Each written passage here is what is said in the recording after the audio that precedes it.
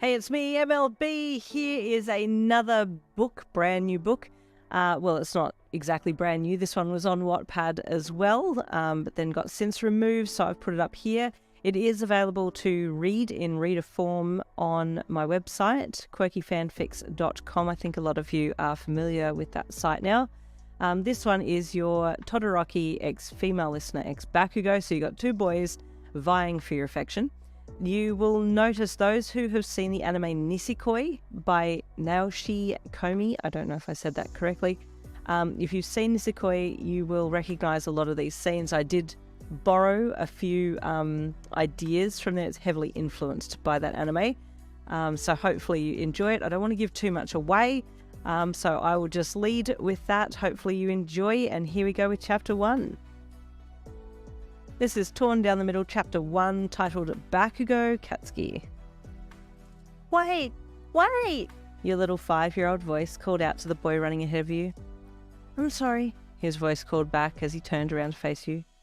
I just need to talk to you away from everyone else. What do you need to talk to me about? You asked curiously, squinting at his face. The sun was hitting it at such an angle that you couldn't quite make out his features. The only thing that you could see was a beautiful warm smile that warmed you from the inside out. Well, I wanted to give you this. A plastic ring was presented to you. It's pretty, you gasped. Yin, when we get older, will you marry me? You woke with a start. That dream, again. You groaned and rubbed your eyes, pulling yourself up to a sitting position. This dream was all too familiar to you. It was a flashback to your auntie's wedding day. You were a flower girl, and you'd met a very handsome boy who had proposed to you on the day. The only problem was you couldn't remember what he looked like, you couldn't remember his name, and most of all, you couldn't find the damn ring that he had supposedly given to you that day. Did this scenario even happen, or have I made it all up? You thought, as you stared down at your blankets. Yet if you don't get down here now, you're going to be late for UA again? Your mum bellowed up the stairs. You gasped as you scrambled out of bed, one foot getting tangled in the sheets and tripping you up as you tripped and hopped out. Mind your language, you heard your mum yell. And stop breaking my house, she added as she heard you hit the deck. I'm okay, you yelled back as you rolled around the floor trying to detangle yourself. You quickly put your school uniform on and raced downstairs. I'm here, you called as you missed the last step on the staircase and face planted straight into the wall. Your mum sighed. You're determined to obliterate this house, aren't you? I'm honestly not trying. I'm just gifted in the art of tripping on invisible objects, you replied with a giant goofy grin. Eat your breakfast, you egg. Get your ass to school, your mum said with a slight chuckle. Thanks, Mum, you giggled as you kissed her on the cheek. You loved your mum, and she loved you. You were so close that you could joke around like this, and it was normal. Your dad had already left for work, but he was just as much a goofball as you, and you two got on like a house on fire, often causing a headache for your mum, who secretly enjoyed your shenanigans. You quickly made some toast and put your usual spread on it, before grabbing your school bag and running for the door. Bye, Mum. Woohoo! You yelled with the toast in your mouth as you raced out the door.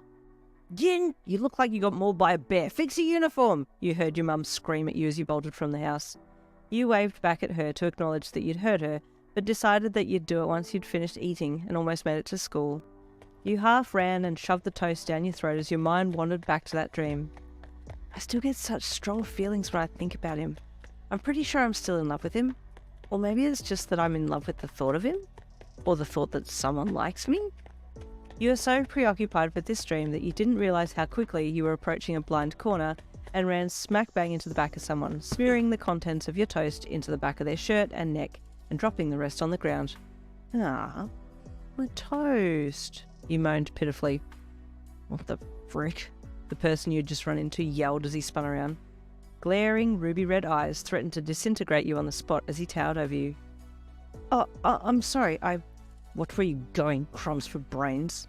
He yelled, picking an appropriate insult, based off the fact that your face was covered in crumbs.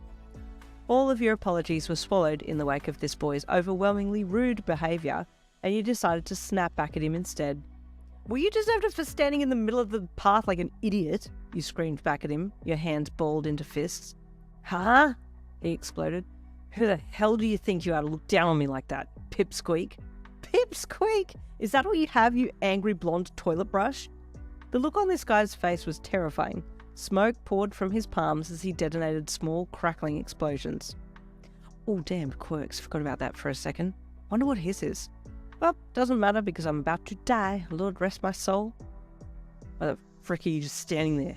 The guy asked as you stared into his hands. What's your quirk? You asked curiously, completely sidetracked by the alluring explosions coming from his palms. Explosion, he replied with a proud smirk. I'm amazing. Gonna be the #1 hero. You made a loud, fail buzzer noise which caused him to jump slightly.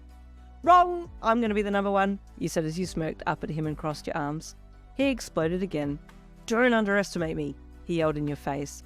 You were about to yell back at him when you saw his uniform. Wait, you go to UA? Yeah, he said, confused by how you could just go from screaming to completely calm in a matter of milliseconds. I'm just starting there today. Hero Course 1A, you replied proudly. What? His face fell. Confused, kitty look taking over. What, is that the same class as you? You asked. He grunted a yes and a scowl crossed his face. Fantastic. I'm stuck in the same class as this asshole, you thought internally as you scowled back at him. It was a bit of a quick chappy, but there ends Chapter 1. Stay tuned for Chapter 2 coming tomorrow.